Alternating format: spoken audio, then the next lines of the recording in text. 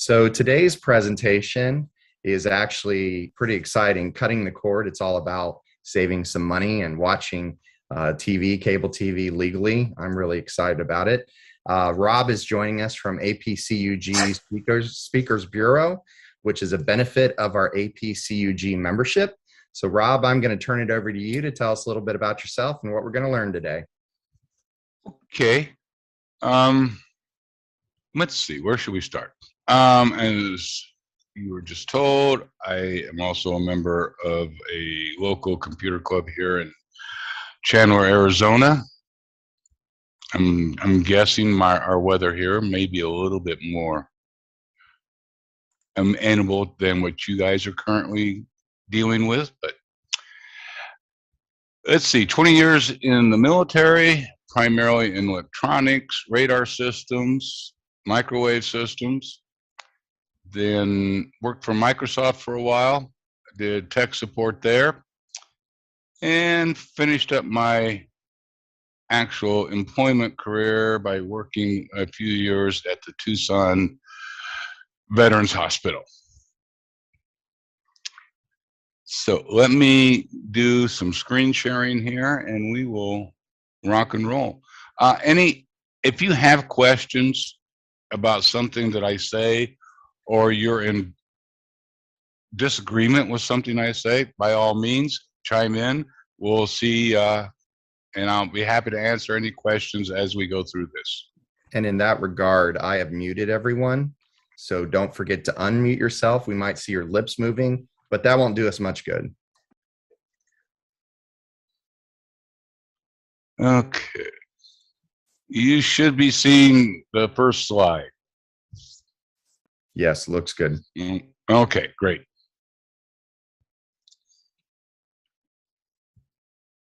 So what is it? It primarily correlates to the process of, okay guys, I'm gonna apologize up. I keep having some issues with Zoom. I tried to reinstall it. It's not doing it, so, but we will get through this. But anyway, process of getting rid of expensive cable bills, satellite bills, and getting the majority of your payment via the internet or via an over-the-air antenna.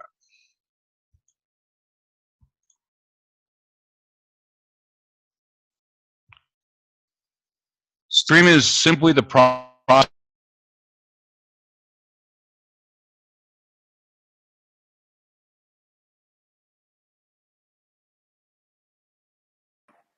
I think we lost Rob.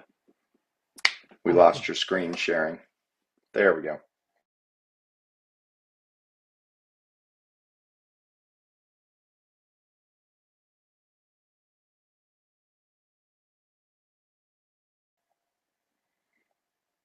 I don't know if anyone else can hear Rob or not. I don't hear anything.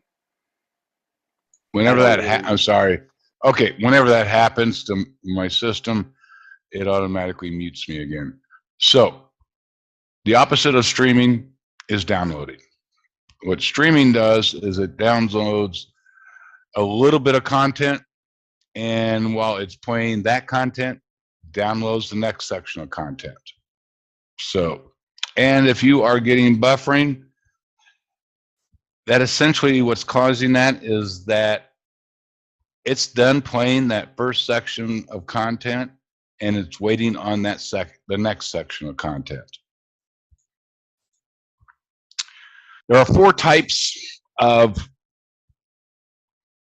programming. Live, which really needs no explanation, including, sporting events, concerts, news, so forth and so on. Then there's linear. Linear is a more traditional scheduled broadcast, traditional TV and cable channels, where the programming is based on a schedule of when it's going to be aired. Then you have video on demand. Here's where Netflix, Amazon Prime Video, and so many other streaming channels will come into play. The new boy on the block is called AVOD, or ad-supported video on demand. Roku channel, Pluto, Tubi, Peacock TV, anything that is providing content due to commercials advertisement. You'll probably find that a lot of the AVOD are free because they're ad supported. Before people do this, a lot of them will say, well, am I going to be missing anything? These numbers are from 2019, so a lot's happened since then when it comes to cord cutting. But for the most part, sports, local, and live events were the top areas that are the top categories where people started to miss a little bit of content. I would venture to say that that's probably not the case today, because there's just not much you can't get via a streaming device.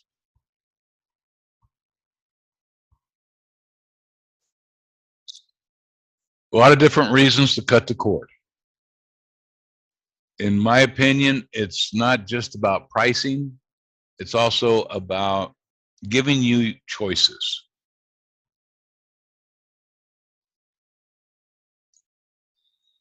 Choices to save money. You want greater portability.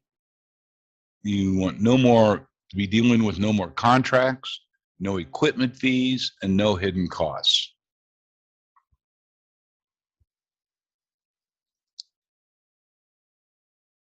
All right, we're going to talk a little bit about the different devices and subscriptions available. Keep in mind that cord cutting is an extremely fluid industry and is changing almost daily.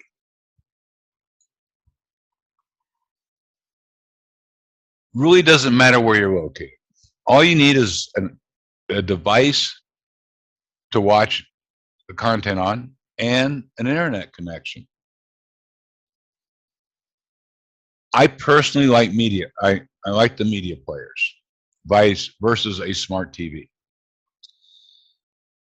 Primarily because the media player is I can toss that in a suitcase and take it with me.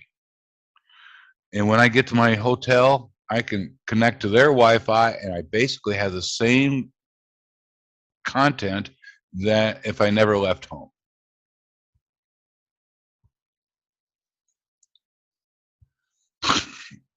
Really good website here, justwatch.com. It's a streaming guide. It is designed to where you can enter in a program, a movie, whatever it is that you are looking for, and it will let you know where you can stream that from.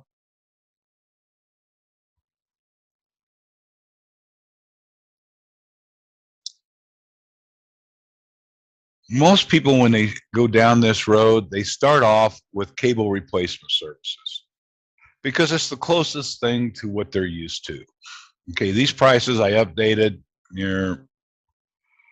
back in April or last year. They're fairly accurate, and it gives you an idea of the different price ranges and the number of channels you will get for that money. I can tell you right now, what I find and when I talk to most people, YouTube TV seems to be a big favorite here, and for various reasons.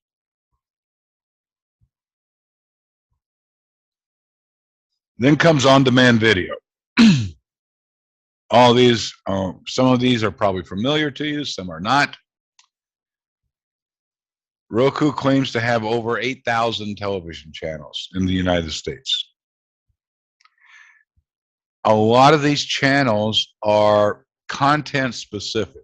In other words, if you are just a big fan of old black and white Westerns, I can almost guarantee you there will be not just one, but a multiple of stations that specialize in that type of content. If you like mysteries, same thing.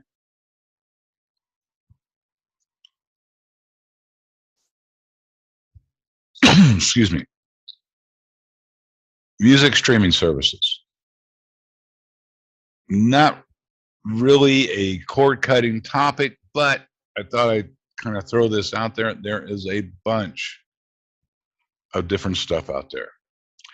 My favorite is YouTube Music, and I subscribe to their premium. Primarily because I like how their music interface is set up, and also when you do that, I don't have to watch any ads on YouTube anymore, and I'm a big YouTube fan. So, but you know, you need to check them out, see which one works for you. Not to forget about the one here at the bottom, FreeGal. That may be available through your public library.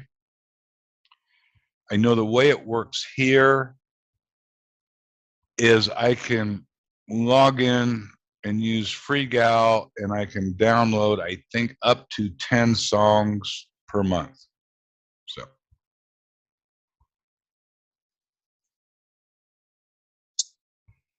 Cloud DVR works just like regular DVR, except everything is stored in the cloud. This is a listing of the various cable replacement services and how their various cloud DVR works. Again, one of the reasons YouTube TV is so popular is there's unlimited hours of recording, and it is included. You'll notice Hulu TV Live. Well, if you get their free version of 50 hours of recording, then you cannot fast forward or rewind through commercials. And for me, that kind of defeats the purpose of DVR. But for me, I'd rather get poked in the eye with a sharp stick as to have to watch a commercial. So if you have a large family or you have a lot of strangers living in your house that are watching your TV, you may want to be concerned about how many concurrent streams you can watch at one time. Something just to take in consideration as you go through this process of deciding if and how you're going to do the cord cutting.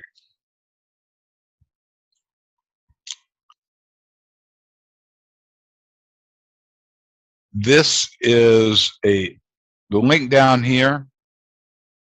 I'll leave this up for a little bit longer in case somebody wants to write this down, is a link to this chart. And cordcutting.com has gone through and pretty much it's a pretty concise list of every channel known to humankind. And then, of course, to the right is the various services that it's available with, and whether it's free, whether it's not available, or whether it costs money as a premium channel. Very good service, though. Very good chart. Rob, may I ask a question? Yeah.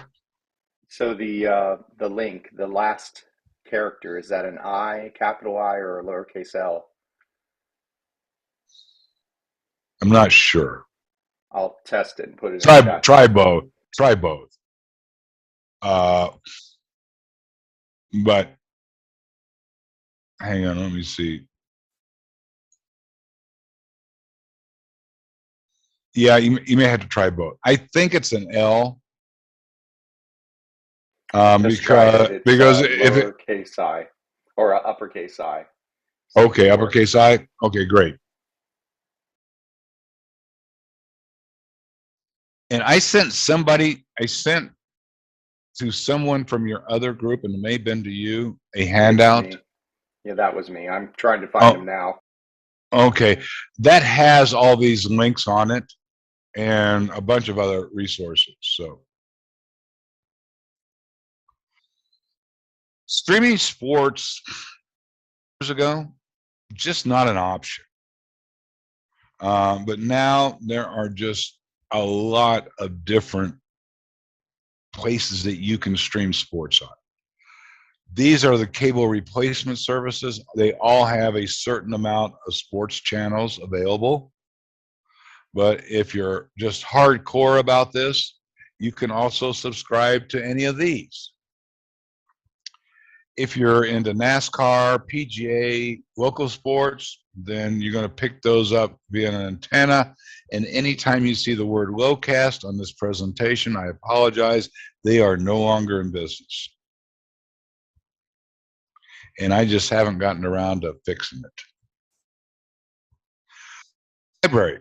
There's 2 apps that you can use. Now, you'll have to check with your library in which, for instance, where I live, the city library is not part of this network, but the county library is. So you'll have to check that out. You can download, stream, actually I should say stream content through the library system. All you need is a membership, and there are limits. I know here it's 10 titles per month. We're going to talk a little bit about local channels. Of course, local channels, the operative word being local. These are just some examples of the ones that I have available on my antenna.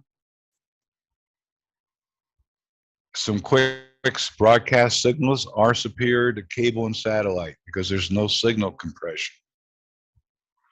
All major networks transmit over signals over the air. I can't remember when this happened, but I know a while back when all of the networks went to a digital signal. Now there are sub-channels as well as channels. So for instance, channel 8.1, you'll find 8.1, 8.2, all the way up to 8.4. And each one of those will have separate content on it. AntennaWeb.org, great website. And what you do there is you go in and you enter your address. And I think it's the next slide. Nope. It's coming up though. And it will tell you what channels you should be able to receive, how well you should be able to receive them, as well as where the antennas are located, in what direction in relationship to your address. There is no such thing as a magic antenna.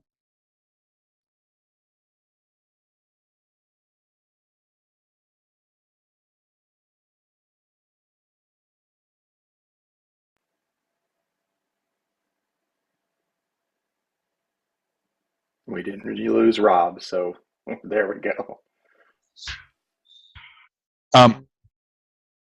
Antennas basically transmit on a line of sight signal.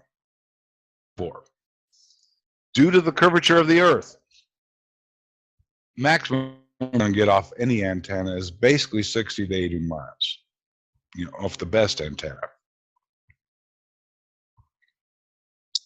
If you're looking to test an antenna, my recommendation, head down to your local Kmart, Walmart, Target, whatever the case may be in your area, pick up a $20, $25 antenna, hook it up to your TV, see how it works. If you like it, keep it. If not, take it back.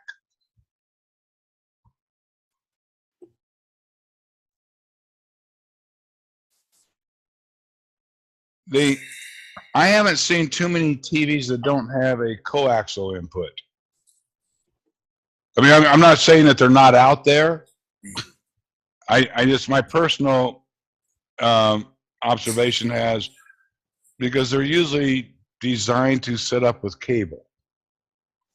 So, but anyway, we'll get back to this. All right, let's try this one more time here. And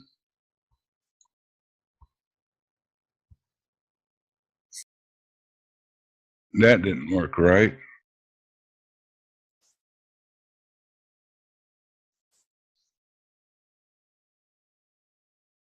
Okay. Try it one more time.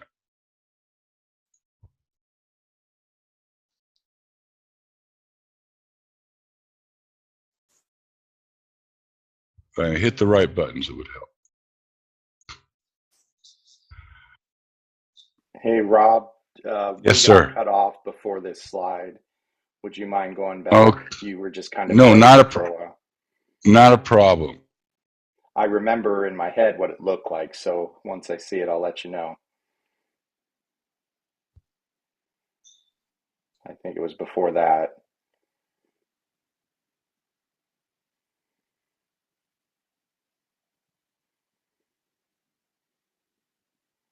And now he's gone. Okay. Are you on Wi-Fi by any chance, Rob? No, I'm on Ethernet. And I've been having these problems ever since I upgraded Zoom. So I'm ceased to be a really big Zoom fan right now. Well, see, there was a bulletin. It was a feature improvement where they randomly disconnect you at any moment's notice. It's to keep you on your toes. Well, it does. It works. Okay, so I think, is this about where we're at? Yes. Okay. Because I couldn't remember for a moment. Yes.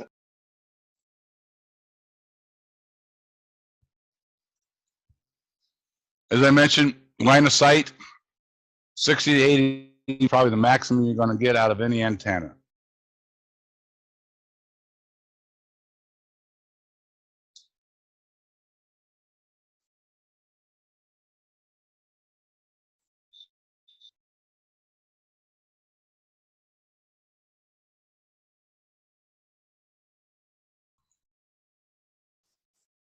You know, guys, I'm not sure.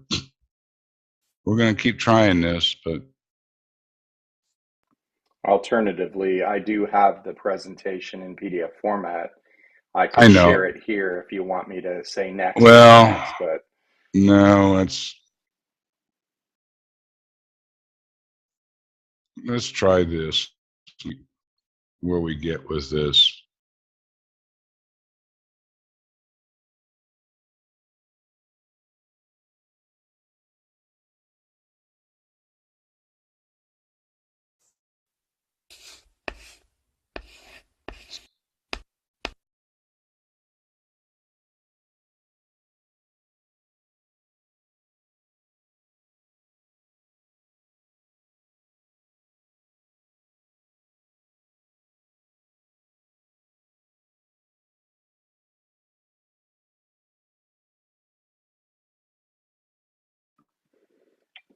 I can't tell if he's frozen or in deep thought right now. He's frozen.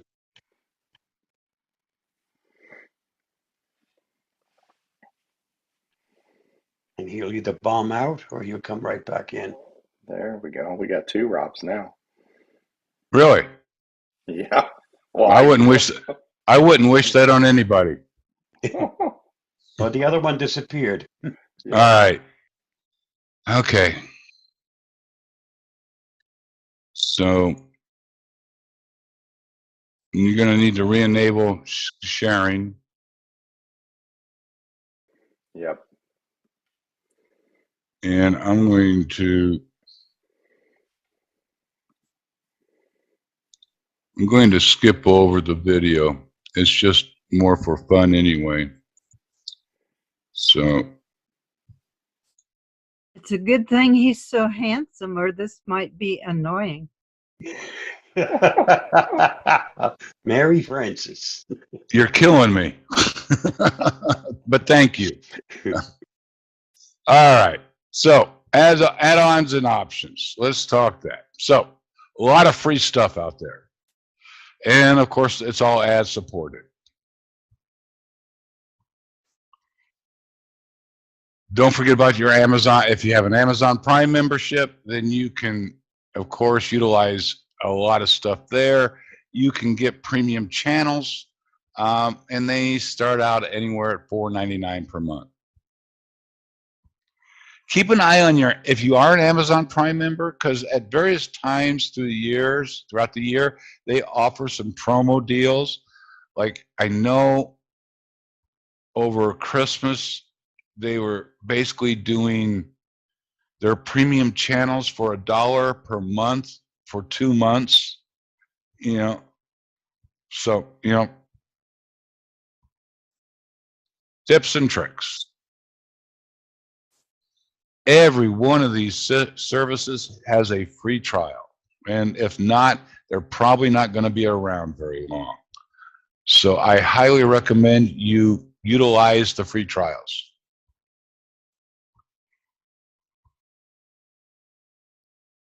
Genre codes with Netflix. If you're a Netflix fan, there's a website that you can go to and you can search by genre code. Okay. Website has so much more content than what you get displayed on your screen. And this just makes it, and believe me, this list goes on and on and on. It's fairly extensive. In fact, if you are looking for foreign language subtitles, you can do a search for that on Netflix.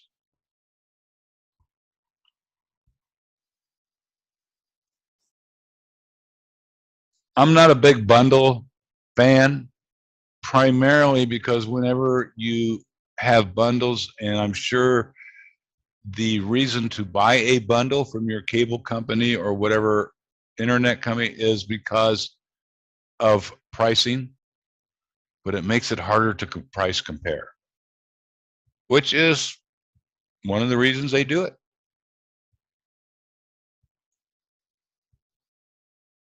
So how do we do this?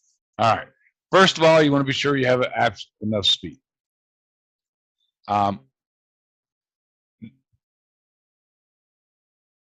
These are some examples of how much speed it takes to stream different types of content. I use speedtest.net. It's a great website. It'll tell you what your up and download speeds are. If you're relying on Wi-Fi, then I definitely would suggest you check it at various locations throughout your house, because your internet speed could vary from one room to another.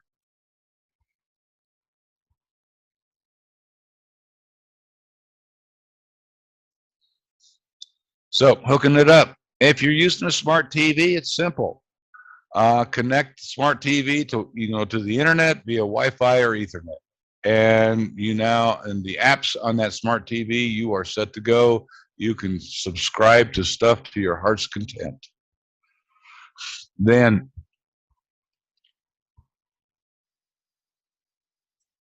not so smart TV, you're going to need a streaming device. You will need, connect the streaming device to an HDMI port and then the streaming device to your Wi-Fi. And you can also use a streaming device on your HDMI port or on a smart TV, pardon me.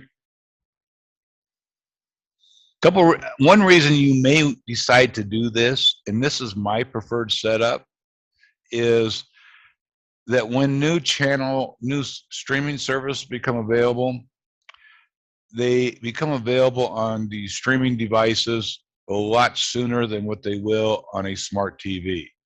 So Samsung's not going to update their catalog as rapidly as, say, what Roku will or what Amazon Fire Sticks will.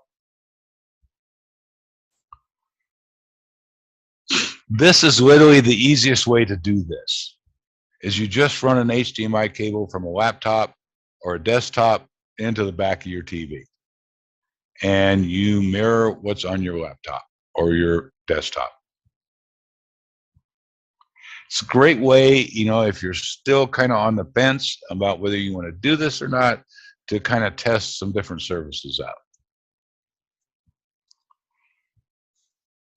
You can record streaming video.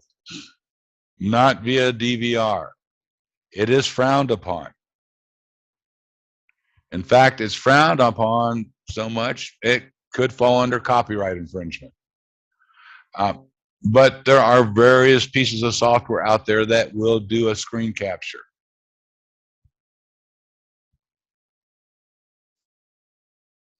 You can also do wireless screen mirroring, and it's works well. Now, depending on most TVs today, and actually I would say most modern TVs or flat screens, if you want, have some sort of screen mirroring technology built in. I have a question. Yes.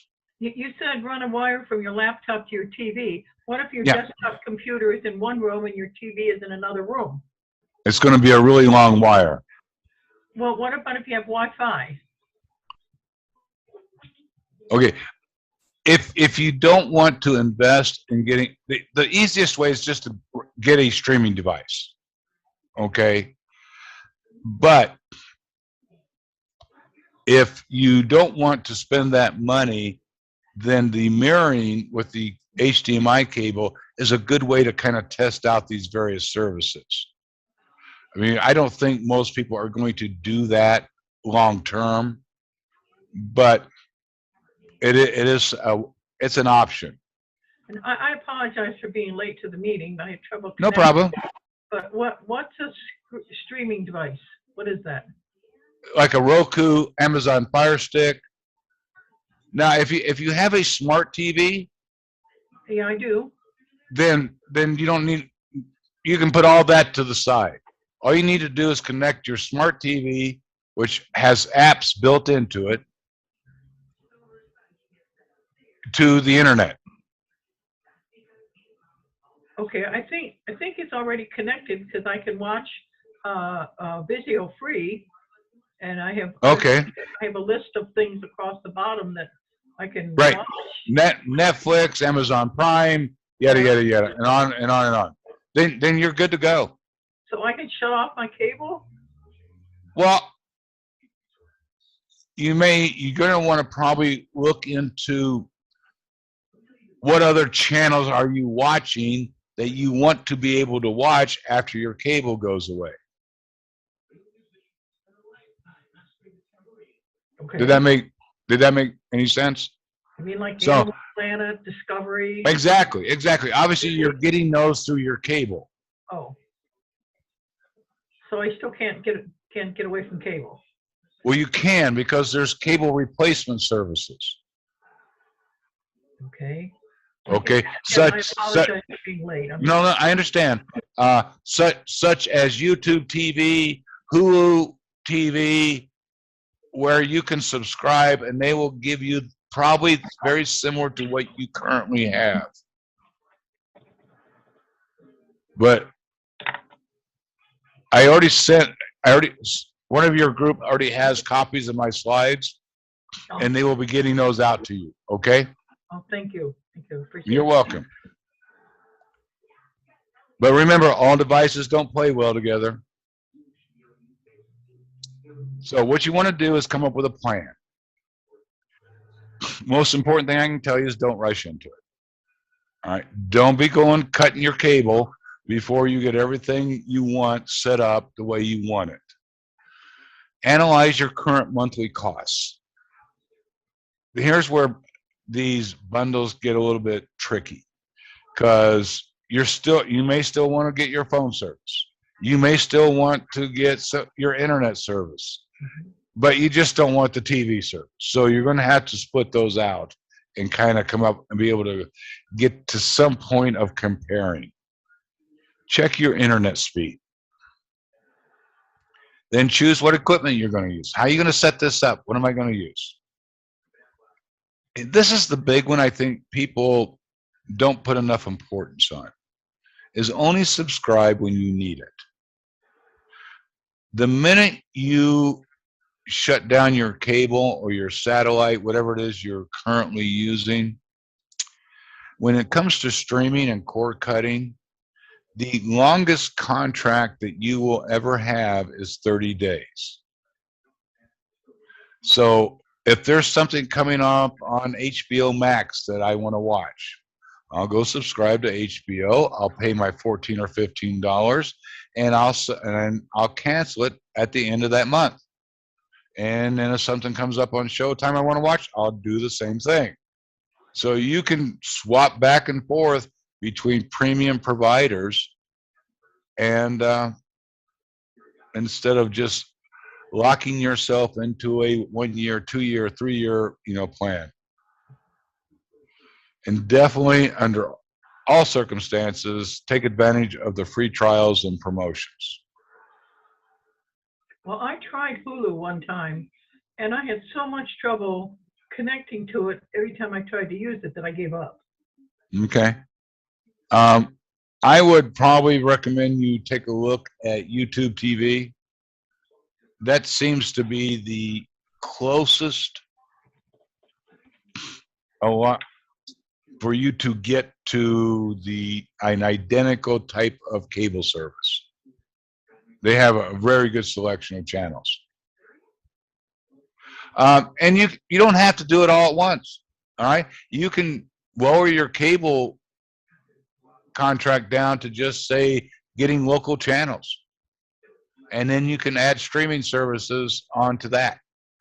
And so you can kind of play around with this and come up with whatever works good for you. I've tried calling the cable company twice to get a lower number of channels. And they say, oh, you've got the lowest number you can get. And I've got all these music channels, all these sports channels that I don't want. And he said, oh, that's the lowest package we have. Well, then I would suggest you go down to your local big box store and pick up an antenna, run you about $20, $25 and see what you can get. Everett, And do you live in? Do I? No, Everett. Everett, can you hear me? Yes, I do. Do you live in Heath? Well, Newark, it's north of Heath. Oh, can you get anything over the airways with antennas? Well, I never tried the digital TV. I'm 35 miles from Columbus, and that's where all of the channels that I can get are located. So, and I'm behind a hill, so the chances are I won't be able to do it from here. Yeah. We are using an antenna on a tower right now in Heath. This is Mary Roush. Yeah, hi, Mary. So, but I would test it, because if you don't like the antenna, then you can just take it back. But give it a shot. See what you get. You might be happy with it. And if you're not happy with it, then at least that's not an option. Okay. So, anyway, here's what I do. All right. I pay about $400 a year for my entertainment. I get Netflix via my T-Mobile contract. And I subscribe to Amazon Prime Video. I subscribe to PBS Passport. Then my YouTube Premium, which takes care of my music and, of course, YouTube videos with no advertising. And then I also subscribe to PBS documentaries. Everything you see on the right side of the screen, those are all free services. And so this is, of course, not include my internet, which runs me about $65 a month, but that's what I pay for TV. Now you'll notice that there are no cable replacement services on here, because I flat out don't care about anything on cable. I'm more of I want to watch what I want to watch when I want to watch it. I don't want to have to deal with a schedule. I just want to go in there and stream the content whenever I decide I want to see something. So, but the options are available. These are, again, all this information are on the emails I sent to you guys.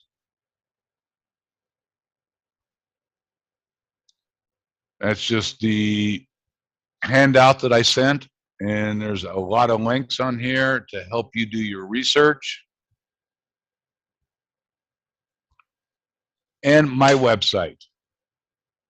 Okay. The only thing on my website are articles. You're more than welcome to go to it. You can read the articles, do whatever you like. I also run an email list that if you want to join the email list, then once a week I send an email out with all the latest articles that I've come across. And we are ready for Q&A.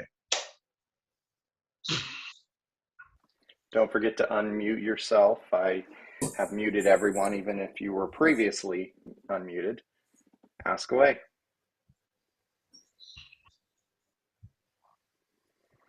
I'll make a few comments about antennas. Even before we went to digital TV, the older antennas would work reasonably well for most of the channels, but slowly the channels have been, or the stations have upgraded to higher frequency channels. And nowadays you need an antenna that will cover up to about 800 megahertz. So the older antennas will work somewhat, but not very well. We're about 35 to maybe 45 miles from the nearest antennas in Columbus, and we use an over-the-air antenna, which we purchased from solidsignal.com, a pretty good site with a lot of good information. And we do run a couple of amplifiers on the cable to enhance the signal for the TV set. We're using a smart TV, and we do pretty well that way, but we also use the smart TV connected to our internet, our Wi-Fi system. So, and not all antennas are the same. They're all designed for certain frequency ranges, and that's the key reason why you probably want to pick one of the antennas that are so-called HD TV antennas. So happy to answer any other questions, but that's what we've done, and that works pretty well for us. Sounds good. I know when I lived in Tucson, I had an antenna that I had on my RV. No longer had one of the little round satellite looking things, and I just put that onto a pole in my backyard and run a cable into the house, and it worked just fine. So again, but it does depend on where you're at. There are some very good antennas out there, and you can spend a little or a lot of money depending on what what you're going to need for your particular situation. I would you're just going to have to test it and see what works the best for you.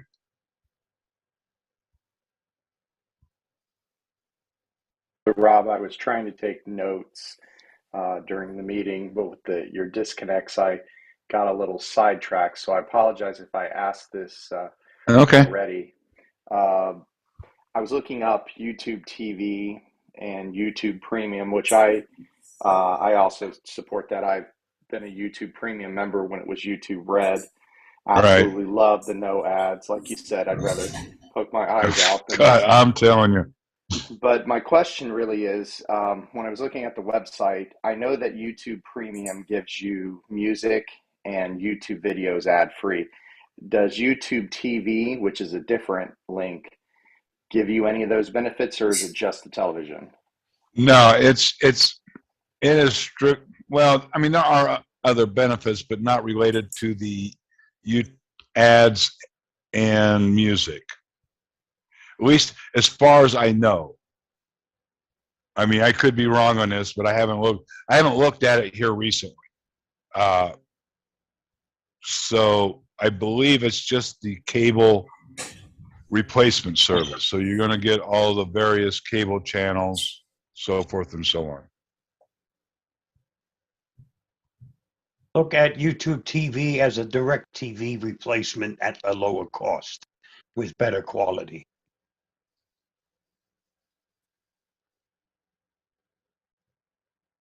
Yeah, I'm not a big AT&T fan, so I would definitely pick YouTube TV over DirecTV.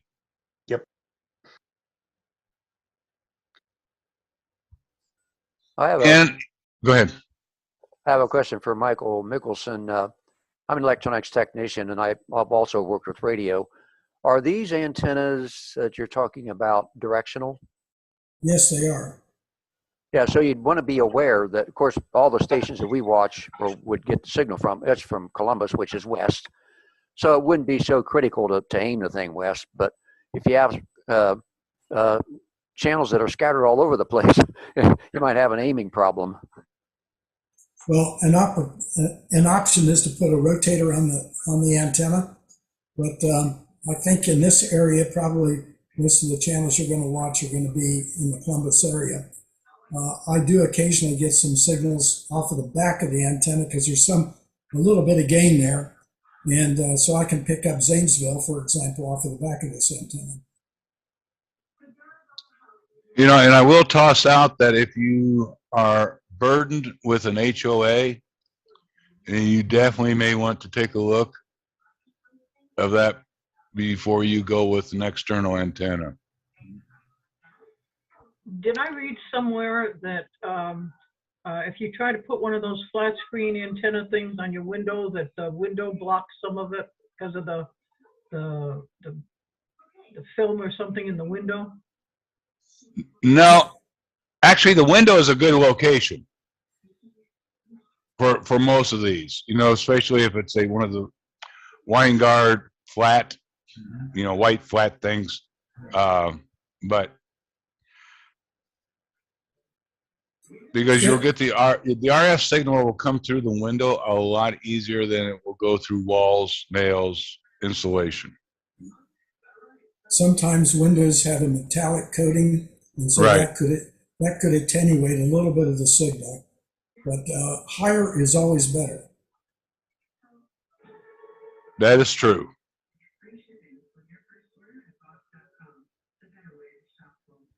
And it's, you know, and that rule also applies to your router for your Wi-Fi.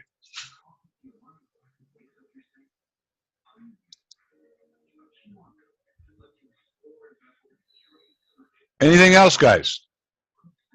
I don't believe I received the email with the slides in it. Would someone be so kind as to send that to Margot Mayberry? I'm on the Margot, before you give out your private information, this is posted on the web. Are you receiving the notifications from the meeting topics and stuff like that? Yes. Then you should see it in your inbox soon. I just sent it out. Oh, okay. Thank you. Yep.